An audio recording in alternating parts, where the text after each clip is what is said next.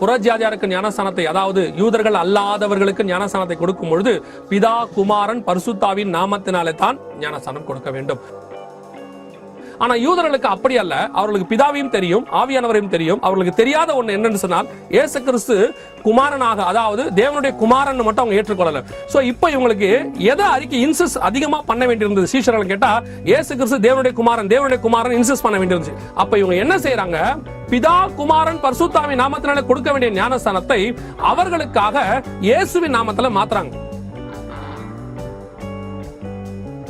இந்த பிதா, குமாரன், பரிசுத்தாவின் நாமத்தினால கொடுக்கறதை விட இயேசுவின் நாமத்தில் ஞானஸ்நானம் கொடுக்கறத அதிகமா இன்சிஸ்ட் பண்றவங்க, அதிகமா இம்ப்ளிமெண்ட் பண்றவங்க எல்லாருமே சொல்ற வசனம் என்னன்னா, சீஷர்கள் கொடுத்தார்கள். அவங்க சொல்ற முதல் வார்த்தை என்னன்னா, சீஷர்கள் அப்படி கொடுத்திருக்காங்க.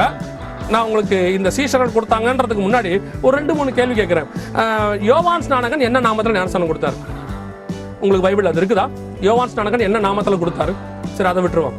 இயேசு கிறிஸ்து தாமே ஞானஸ்நானம் கொடுக்கவில்லை, தம்முடைய சீஷர்களை வைத்து கொடுத்தார் இல்லையா? அவங்க என்ன நாமத்தில் ஞானஸ்நானம் கொடுத்தாங்க? அவங்க எந்த நாமத்தில் ஞானஸ்நானம் கொடுத்துக்கிட்டு இருந்தாங்க? இயேசு அவங்களுக்கு என்ன சொல்லி கொடுத்தார்? என்ன நாமத்தில் சொல்லி கொடுங்க, எடுங்க, ஞானஸ்நானம் கொடுங்கன்னு சொல்லி கொடுத்தார். இயேசு கிறிஸ்துவின் நாமத்தினாலேயோ அல்லது குழந்தை ஞானஸ்நானமோ எதுவும் பைபிள்ல அக்செப்டபிள் கிடையாது, பைபிள்ல ப்ரூஃப் கிடையாது.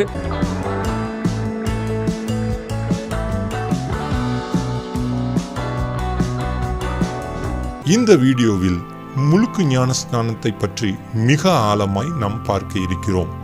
ஒரே ஞானஸ்நானத்தை பற்றி வேதம் என்ன சொல்லுகிறது? எபேசியர் 4ஆம் அதிகாரம் 5ஆம் வசனம், ஒரே கர்த்தரும் ஒரே விசுவாசமும் ஒரே ஞானஸ்நானமும் என்று வேதம் சொல்லுகிறது. இப்பொழுது முதல் கேள்வியை பார்ப்போம். ஞானஸ்நானம் எடுக்காவிட்டால் பரலோகம் செல்ல முடியுமா? பதில், ஞானஸ்நானம் எடுக்காவிட்டால் பரலோகம் செல்ல முடியாது. காரணம், யோவான் 3ஆம் அதிகாரம் 5ஆம் வசனத்தை நாம் வாசித்து பார்க்கும் பொழுது, இயேசு பிரதியுத்தரமாக, ஒருவன் ஜலத்தினாலும் ஆவியினாலும் பிறவாவிட்டால் தேவனுடைய ராஜ்யத்தில் பிரவேசிக்க மாட்டான் என்று மெய்யாகவே மெய்யாகவே உனக்கு சொல்லுகிறேன். கேள்வி 2, ஞானஸ்நானம் எடுத்தால் பரலோகம் செல்ல முடியுமா? ஞானஸ்நானம் எடுத்தால் பரலோகம் செல்ல முடியும். ஆனால் ஞானஸ்நானம் எடுத்து பாவ வாழ்க்கையில் வாழும் பொழுது நிச்சயமாய் பரலோகம் செல்ல முடியாது. கேள்வி 3, ஞானஸ்நானம் மூழ்கி எடுக்க வேண்டுமா? ஞானஸ்நானம் நாம் மூழ்கி எடுக்க வேண்டும். காரணம், பேப்டிசம் என்ற ஆங்கில வார்த்தை பேப்டிசோ என்ற கிரேக்க வார்த்தையிலிருந்து மொழிபெயர்க்கப்பட்டது ஆகும். பேப்டிசோ என்ற வார்த்தைக்கு மூழ்கி எழும்புதல் என்று அர்த்தமாகும். கேள்வி 4, பிறந்த குழந்தைகளுக்கு ஞானஸ்நானம் கொடுக்கலாமா? பதில், கொடுக்க கூடாது. காரணம், பிறந்த குழந்தைகளுக்கு ஞானஸ்நானம் கொடுத்ததாக வேத ஆதாரம் இல்லை. கேள்வி 5, ஞானஸ்நானம் எப்பொழுது எடுக்க வேண்டும்? தேவனை பற்றிய ஞானத்தை பெற்றுக்கொண்டு, இரட்சிப்பின் ரகசியத்தை அறிந்து கொண்டு, கர்த்தராகிய இயேசு கிறிஸ்துவின் இரத்தத்தினால் மீட்கப்பட்டு, இயேசுவே தேவன் என்று விசுவாசித்து, பாவ மன்னிப்புக்கு என்று ஞானஸ்நானம் எடுக்க வேண்டும். கேள்வி 6, ஞானஸ்நானம் எந்த நாமத்தில் எடுக்க வேண்டும்? இந்த கேள்வியானது கிறிஸ்தவர்களின் மத்தியில் மிகவும் முக்கியம் வாய்ந்த கேள்வியாகவே உள்ளது. இன்று ஒரு சில போதகர்கள் திருத்துவ வைராக்கியத்தின் நிமித்தம் கர்த்தராகிய இயேசு கிறிஸ்து யோவான் ஸ்நானகனால் பிதா, குமாரன், பரிசுத்த ஆவியின் நாமத்தினால் ஞானஸ்நானம் பெற்றதாக போதித்து வருகின்றனர். இப்படிப்பட்ட உபதேசத்திற்கு நாம் ஜாக்கிரதை உள்ளவர்களாய் இருக்க வேண்டும். யோவான் ஸ்நானகன் பிதா, குமாரன், பரிசுத்த ஆவியின் நாமத்தில் ஞானஸ்நானம் கொடுக்கவில்லை என்பதற்கு ஒரு வசன ஆதாரத்தை பார்ப்போம் வாருங்கள். அப்போஸ்தலர் 19ஆம் அதிகாரம் 2-3 வசனங்களை நாம் வாசிக்கும் பொழுது, நீங்கள் விசுவாசிகளான போது பரிசுத்த ஆவியை பெற்றீர்களா என்று கேட்டான். அதற்கு அவர்கள், பரிசுத்த ஆவி உண்டு என்பதை நாங்கள் கேள்விப்படவே இல்லை என்றார்கள். அப்பொழுது அவன், அப்படியானால் நீங்கள் எந்த ஞானஸ்நானம் பெற்றீர்கள் என்றான். அதற்கு அவர்கள், யோவான் கொடுத்த ஞானஸ்நானம் பெற்றோம் என்றார்கள். மேலே சொல்லப்பட்ட இவ்வசனத்தின்படி பரிசுத்த ஆவியை கேள்விப்படாத இந்த ஜனங்களுக்கு யோவான் ஸ்நானகன் பிதா குமாரன் பரிசுத்த ஆவி நாமத்தில் ஞான ஸ்நானம் கொடுக்கவில்லை என்பது நிரூபணமாகியுள்ளது. யோவான் ஸ்நானகன் எப்படி ஞான ஸ்நானம் கொடுத்தார் என்பதை பார்ப்போம் வாருங்கள். அப்போஸ்தலர் 19ஆம் அதிகாரம் 4-5 வசனத்தை நாம் வாசிக்கும் பொழுது, அப்பொழுது பவுல் யோவான் தனக்கு பின் வருகிறவராகிய கிறிஸ்து இயேசுவில் விசுவாசிகளாய் இருக்க வேண்டும் என்று ஜனங்களுக்கு சொல்லி மனம் திரும்புதலுக்கு ஏற்ற ஞானஸ்நானத்தை கொடுத்தானே என்றான். இதை கேட்டபோது அவர்கள் கர்த்தராகிய இயேசுவின் நாமத்தினாலே ஞானஸ்நானம் பெற்றார்கள். யோவான் கொடுத்த ஞானஸ்நானம் மனம் திரும்புதலுக்கு ஏற்ற ஞானஸ்நானம் ஆகும். இப்பொழுது மிக முக்கியம் வாய்ந்த கேள்விகளை நாம் பார்க்க இருக்கிறோம். எந்த நாமத்தில் நாம் ஞானஸ்நானம் எடுக்க வேண்டும்? 2 வகையான நாமத்தில் ஞானஸ்நானம் கொடுக்கப்பட்டு வருகிறது. ஒன்று, மத்தேயு 28ஆம் அதிகாரம் 19ஆம் வசனத்தின்படி பிதா குமாரன் பரிசுத்த ஆவியின் நாமத்திலும், 2, அப்போஸ்தலர் 2ஆம் அதிகாரம் 38ஆம் வசனத்தின்படி இயேசுவின் நாமத்திலும் ஞானஸ்நானம் கொடுக்கப்படுகிறது. பிதா குமாரன் பரிசுத்த ஆவி நாமத்தில் ஞானஸ்நானத்தை பற்றி பார்ப்போம் வாருங்கள். மத்தேயு 28ஆம் அதிகாரம் 19ஆம் வசனம், ஆகையால் நீங்கள் புறப்பட்டு போய் சகல ஜனங்களையும் சீஷராக்கி பிதா குமாரன் பரிசுத்த ஆவியின் நாமத்தினாலே அவர்களுக்கு ஞானஸ்நானம் கொடுத்து என்று எழுதப்பட்டுள்ளது. முதல் கேள்வி, பிதா குமாரன் பரிசுத்த ஆவி நாமத்தில் சீஷர்கள் ஞானஸ்நானம் கொடுத்தார்களா? பதில், சீஷர்கள் பிதா குமாரன் பரிசுத்த ஆவி நாமத்தில் ஞானஸ்நானம் கொடுத்ததாக வேத ஆதாரம் இல்லை. இந்த கேள்வியை சில திருத்துவ போதகர்களிடம் கேட்கும்போது அவர்களுடைய பதில் இதுவே. ஆனா யூதர்களுக்கு அப்படி அல்ல. அவர்களுக்கு பிதாவையும் தெரியும், ஆவியானவரையும் தெரியும். அவர்களுக்கு தெரியாத ஒண்ணு என்னன்னு சொன்னால், இயேசு கிறிஸ்து குமாரனாக, அதாவது தேவனுடைய குமாரன் மட்டும் அவங்க ஏற்றுக்கொள்ளல. சோ இப்போ இவங்களுக்கு எதை அறிக்கை இன்சிஸ்ட் அதிகமா பண்ண வேண்டியிருந்தது சீஷர்கள் கேட்டா, இயேசு கிறிஸ்து தேவனுடைய குமாரன் இன்சிஸ்ட் பண்ண வேண்டியிருந்துச்சு. அப்ப இவங்க என்ன செய்யறாங்க? பிதா குமாரன் பரிசுத்தாவி நாமத்தினால கொடுக்க வேண்டிய ஞானஸ்தானத்தை அவர்களுக்காக இயேசுவின் நாமத்துல மாத்துறாங்க. புறஜாதியாருக்கு ஞானஸ்தானத்தை, அதாவது யூதர்கள் அல்லாதவர்களுக்கு ஞானஸ்தானத்தை கொடுக்கும் பொழுது பிதா குமாரன் பரிசுத்தாவின் நாமத்தினாலே தான் ஞானஸ்தானம் கொடுக்க வேண்டும். நாம் வேத வார்த்தைகளை ஆராயும் போது யூதர்கள் அல்லாத புறஜாதியார் கர்த்தராகிய இயேசு கிறிஸ்துவின் நாமத்தில் ஞானஸ்நானம் எடுத்ததாக வேத ஆதாரம் உள்ளது. இதற்கு 3 ஆதாரங்களை நாங்கள் எடுத்து காண்பிக்க உள்ளோம். முதல் ஆதாரம், செசரியா பட்டணத்தானாகிய கொர்நேலியு என்னும் 100க்கு அதிபதியின் வீட்டார் அனைவரும் இயேசு கிறிஸ்துவின் நாமத்தில் ஞானஸ்நானம் எடுத்ததாக வேத ஆதாரம் கூறுகிறது. அப்போஸ்தலர் 10ஆம் அதிகாரம் 46ஆம் வசனத்திலிருந்து 48ஆம் வசனம் வரையும் நாம் வாசித்து பார்க்கும் பொழுது, பேதுருவோடு கூட வந்திருந்த விருத்த சேதனம் உள்ள விசுவாசிகள் கேட்கும்போது பரிசுத்த ஆவியின் வரம் புறஜாதிகள் மேலும் பொழிந்தருளப்பட்டதை குறித்து பிரமித்தார்கள். அப்பொழுது பேதுரு, நம்மை போல பரிசுத்த ஆவியை பெற்ற இவர்களும் ஞானஸ்நானம் பெறாதபடிக்கு எவனாகிலும் தண்ணீரை விலக்கலாமா என்று சொல்லி கர்த்தருடைய நாமத்தினாலே அவர்களுக்கு ஞானஸ்நானம் கொடுக்கும்படி கட்டளையிட்டான். இங்கு கர்த்தர் என்றால் கர்த்தராகிய இயேசுவையே குறிக்கின்றது. இங்கு புறஜாதியார் கர்த்தராகிய இயேசுவின் நாமத்திலே ஞானஸ்நானம் எடுத்துள்ளனர். 2ஆம் ஆதாரம், சமாரியர்கள் இயேசுவின் நாமத்தில் ஞானஸ்நானம் பெற்றார்கள். இதை குறித்து அப்போஸ்தலர் 8ஆம் அதிகாரம் 5ஆம் வசனத்தை நாம் வாசிக்கும் பொழுது, அப்பொழுது பிலிப்பு என்பவன் சமாரியாவில் உள்ள ஒரு பட்டணத்திற்கு போய் அங்குள்ளவர்களுக்கு கிறிஸ்துவை குறித்து பிரசங்கித்தான். சமாரியர் தேவ வசனத்தை ஏற்றுக்கொண்டதை எருசலேமில் உள்ள அப்போஸ்தலர்கள் கேள்விப்பட்டு பேதுருவையும் யோவானையும் அவர்களிடத்தில் அனுப்பினார்கள். இவர்கள் வந்தபொழுது அவர்களில் ஒருவனும் பரிசுத்த ஆவியை பெறாமல் கர்த்தராகிய இயேசுவின் நாமத்தினாலே ஞானஸ்நானத்தை மாத்திரம் பெற்றிருக்கிறவர்களாக கண்டு என்று எழுதப்பட்டுள்ளது. ஆம், சமாரியர்கள் கர்த்தராகிய இயேசுவின் நாமத்தில் ஞானஸ்நானம் பெற்றார்கள். சமாரியர்களுக்கு இயேசுவின் நாமத்தில் ஞானஸ்நானம் கொடுத்த பிலிப்பு எத்தியோப்பியா மந்திரிக்கும் இயேசுவின் நாமத்தில் ஞானஸ்நானம் கொடுத்தார். இதை குறித்து அப்போஸ்தலர் 8ஆம் அதிகாரம் 38ஆம் வசனத்தில் நாம் வாசித்து பார்க்கலாம். ஆம், யூதர்கள் அல்லாத புறஜாதியார் பிதா குமாரன் பரிசுத்த ஆவியின் நாமத்திலே ஞானஸ்நானம் எடுத்ததாக எங்கும் வசனமில்லை. திருத்துவ போதகர்கள் ஞானஸ்நானத்தை பற்றி பறைசாற்றி வரும் 2 கள்ள உபதேசத்தை பற்றி நாம் ஜாக்கிரதை உள்ளவர்களாய் இருக்க வேண்டும்.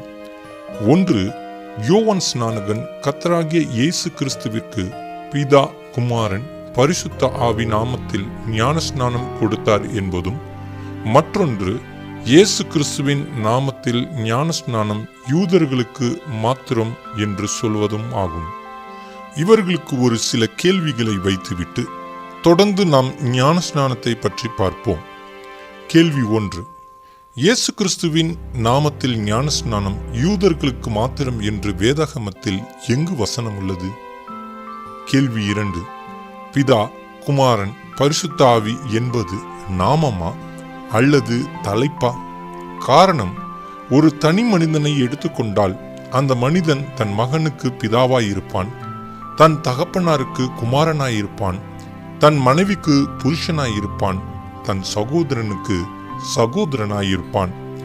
இப்பொழுது இந்த மனிதனின் தலைப்பு பிதா, குமாரன், புருஷன், சகோதரன் என்பதாகும். உதாரணத்திற்கு, இந்த மனிதன் தன் சொத்துக்களை தன் மகனுக்கு எழுதி வைக்கும்போது அந்த சொத்து பத்திரத்தில் கையெழுத்து போடும் இடத்தில் பிதா என்று கையெழுத்து வைத்தால் அது செல்லுபடியாகாது. இதேபோல் கிறிஸ்துவத்தில் தலைப்பு ஞானஸ்நானம் செல்லுபடி ஆகாது.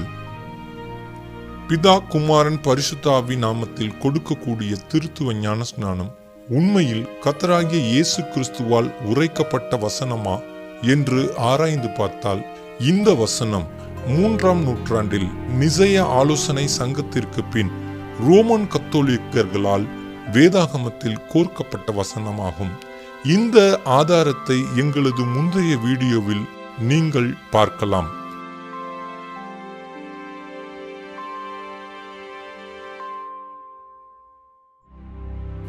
இப்பொழுது அனைவருக்கும் ஒரு கேள்வி எழும்பலாம். ஏன் இந்த வசனத்தை மாற்றி எழுதினார்கள் என்பதுதான். ஆம், இது முற்றிலுமாக பிசாசின் தந்திரமே ஆகும்.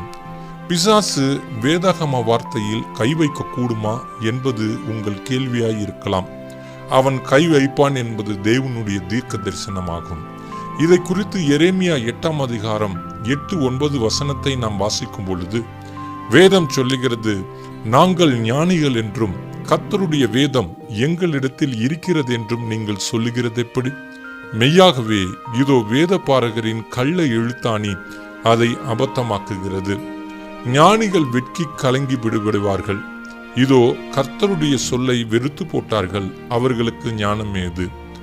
ஆம், ஒவ்வொருவரும் தேவனை பற்றிய ஞானத்தை பெற்றுக்கொள்ள வேண்டியதே மிக அவசியமாக உள்ளது. ஞானம் என்பது எதை குறிக்கிறது? வெளிப்படுத்தின விசேஷம் 13ஆம் அதிகாரம் 18ஆம் வசனம். இதிலே ஞானம் விளங்கும். அந்த மிருகத்தின் லக்கத்தை புத்தியுடையவன் கணக்கு பார்க்க கடுவன். அது மனுஷனுடைய லக்கமாய் இருக்கிறது. அதனுடைய லக்கம் 666. ஆம், இந்த கடைசி காலத்தில் திருத்துவ போதனை எங்கிருந்து தொடங்கப்பட்டதோ அங்கிருந்தே அந்தி கிறிஸ்து வெளிப்படுவான். திருத்துவ போதனை விசுவாசிகளை நரகத்திற்கு நேராய் நடத்தி செல்லக்கூடிய 2 முக்கியமான காரியங்களை பார்ப்போம் வாருங்கள். ஒன்று, திருத்துவம் என்ற 3 கடவுள் உபதேசத்தால் மக்கள் விக்கிரக ஆராதனை செய்கின்றனர். 2, பிதா குமாரன் பரிசுத்த ஆவி என்று வேதாகமத்தில் இல்லாத ஞானஸ்நானத்தை முக்கியப்படுத்தி அநேக மக்கள் ஜலத்தினால் பிறக்காமலேயே மரித்து போகின்றனர். யாருக்கு நரகம்? விக்கிரக ஆராதனைக்காரருக்கு நரகம். யாருக்கு பரலோகம் செல்ல முடியாது? ஞானஸ்நானம் எடுக்காதவர்கள் பரலோகம் செல்லவே முடியாது. ஆம், நரகத்திற்கு தப்பித்துக் கொள்ள இந்த போதனையிலிருந்து வெளிவந்தால் நலம். இப்பொழுது கர்த்தராகிய இயேசு கிறிஸ்துவின் நாமத்தில் ஞானஸ்நானத்தை பற்றி பார்ப்போம் வாருங்கள். அப்போஸ்தலர் 2 அதிகாரம் 38 பேதுரு அவர்களை நோக்கி, நீங்கள் மனம் திரும்பி ஒவ்வொருவரும் பாவ மன்னிப்புக்கென்று இயேசு கிறிஸ்துவின் நாமத்தினாலே ஞானஸ்நானம் பெற்றுக்கொள்ளுங்கள். அப்பொழுது பரிசுத்த ஆவியின் வரத்தை பெறுவீர்கள். இப்பொழுது கர்த்தராகிய இயேசு கிறிஸ்துவின் சீஷர்களான பேதுரு, யோவான், பிலிப், அப்போஸ்தலனாகிய பவுல் போன்றவர்கள் யூதர்களுக்கும் புறஜாதியார்களுக்கும் கர்த்தராகிய இயேசுவின் நாமத்தில் ஞானஸ்நானம் கொடுத்த சில வசன ஆதாரங்களை நீங்கள் பார்க்கலாம்.